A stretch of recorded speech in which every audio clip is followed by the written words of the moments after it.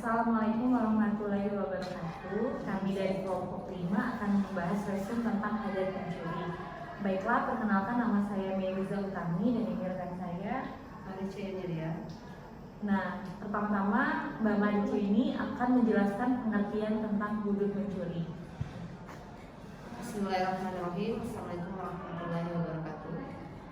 Dalam resume hudud mencuri ini, yang pertama itu kita harus mengetahui bahwa apa itu hudud. Hudud itu berasal dari kata had yang artinya pemisah antara dua hal.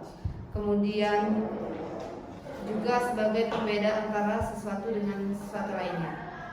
Secara bahasa, had itu berarti cegahan, penekanan, ataupun larangan.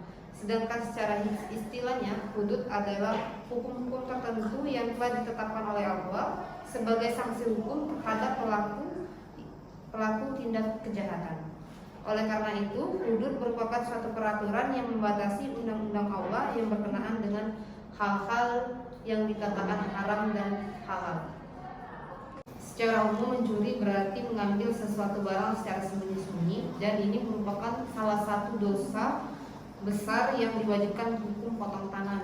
Ini berdasarkan firman Allah dalam surat Al-Maidah ayat 38 yang artinya laki-laki yang mencuri dan perempuan yang mencuri, potonglah tangan keduanya sebagai pembalasan bagi mereka kerjakan dan sebagai sanksi dari Allah Subhanahu wa taala, dan Allah Maha Perkasa dan lagi Maha Bijaksana.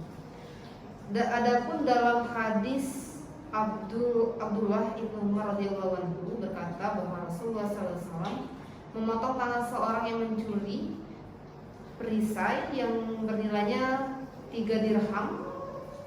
Selain hadis juga ada pendapat para ulama.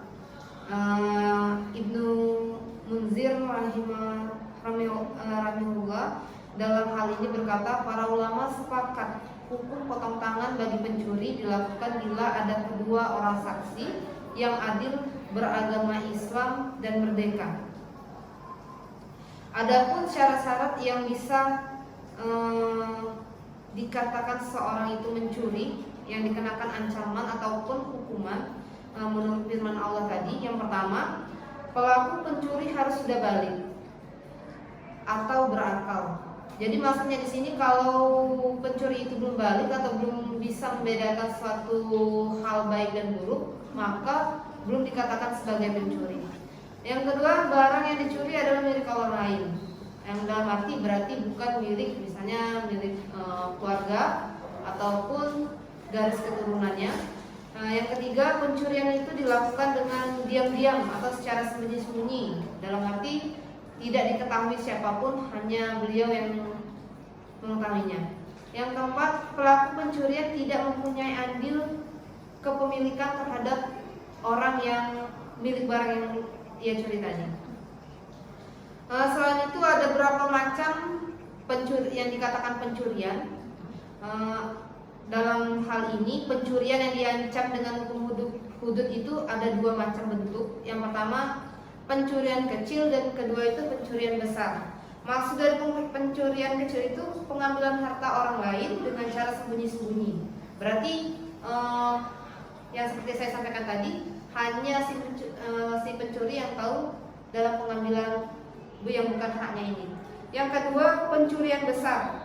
Pencurian besar ini pengambilan harta orang lain dengan cara dipaksa atau dirampok. Pencurian besar ini disebut juga dengan istilah harobah, yaitu pengambilan harta setelah adanya perlawanan dari si pemilik. Kalau kita lihat dalam zaman sekarang, contohnya itu sudah banyak sekali, misalnya pembegalan, pengambilan harta secara paksa itu dengan cara terang-terangan, itu disebut juga dengan pencurian besar. Kemudian dapat disimpulkan bahwa perbedaan antara pencuri kecil dan pencuri besar tadi dengan ikhtiqlas secara umum dapat diketahui dengan beberapa hal. Yang pertama itu, hukuman tindak pencurian adalah potong tangan, sedangkan hukum untuk ikhtiqlas adalah ta'zir. Berarti tidak semua hukum pencurian itu dengan dikenakan hukum potong tangan. kedua, di antara unsur yang harus dipenuhi dalam tindak pencurian adalah mengambil harta orang lain yang dilakukan secara sembunyi-sembunyi atau tanpa pengetahuan pemiliknya, sedangkan di dalamnya tindak ikhtilas, hal tersebut tidak termasuk syarat yang harus dipenuhi. Yang ketiga, dalam tindakan pencurian disyaratkan bahwa benda ataupun barang yang dicuri itu adalah pemilik pribadi, sedangkan di dalam tindak ikhtilas, hal tersebut tidak masuk dalam persyaratan. Yang keempat, dalam tindak pencurian disyaratkan bahwa benda ataupun barang yang dicuri itu harus memenuhi ukuran tertentu, sedangkan dalam ikhtilas tidak. Mungkin untuk materi ini sampai di sini akan dilanjutkan lagi dengan rekan saya, Meriza. Baiklah, di sini saya akan menjelaskan tentang manfaat hukuman potong tangan bagi pencuri. Bila hukum ini dilaksanakan, maka akan menghasilkan 4 hal, yaitu 1. Keimanan terhadap Islam, 2. Terwujudnya syariat Allah Azza wa Jalla pada seluruh hukuman-hukumannya, baik secara politik, ekonomi maupun sosial. 3. Membuktikan faedah yang dihasilkan dari hukum hudud kepada akal dan kehidupan nyata. Yang 4. Semangat untuk mewujudkan kemaslahatan bagi orang yang daripada kebaikan perorangan. Yang 4 itu ada syarat dilaksanakannya hukum pencurian.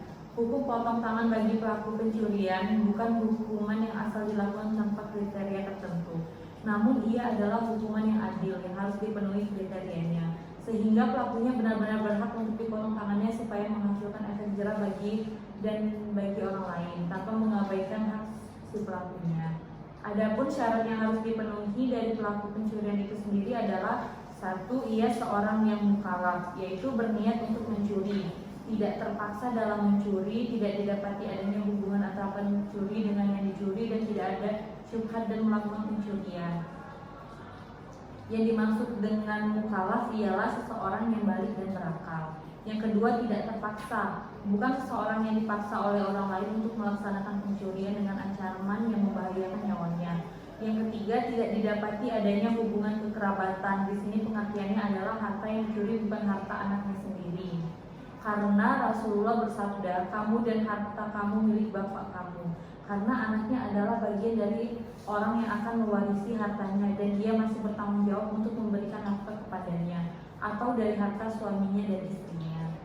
Yang keempat, tidak ada syubhat dalam melakukan pencurian. Maksudnya adalah tidak ada kondisi terpaksa dalam melakukannya. Misalnya ia lapar, sangat membutuhkan harta. Ibnu Qayyim rahimahullah berkata, ini adalah syubhat yang kuat yang dapat memalingkan hukum had karena ia sangat membutuhkannya.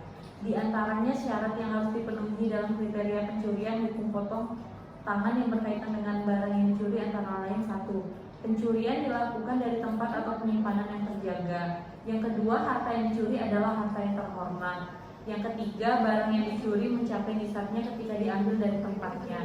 Yang keempat, terbuktinya pencurian, baik dengan cara bukti 2 orang saksi yang menyatakan bahwa pelakunya yang mengambil, atau dengan cara pengakuan si pelaku. Yang kelima, ini adalah hikmahnya. Adapun hikmah dari hak pencurian adalah 1. Seseorang tidak mudah dengan begitu saja mengambil barang milik orang lain karena berakibat buruk bagi dirinya. Sanksi moral bagi dirinya adalah rasa malu, sedangkan sanksi yang merupakan hak Adam adalah had. Yang kedua, seseorang akan memahami betapa hukum Islam benar-benar melindungi hak milik seseorang. Karunia Allah terkait harta manusia bukan hanya dari sisi jumlahnya. Yang ketiga, menghindarkan manusia dari sikap malas. Yang keempat, membuat jerah pencuri hingga dirinya terdorong untuk mencari rezeki yang lebih halal. Baiklah, mungkin ini saja presentasi dari kami kelompok.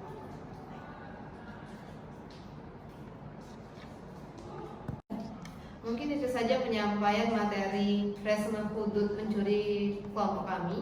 Semoga bermanfaat untuk kalian semua dan yang membutuhkan. Ya mungkin itu saja, kami akhiri. Wassalamualaikum warahmatullahi wabarakatuh. Waalaikumsalam warahmatullahi wabarakatuh.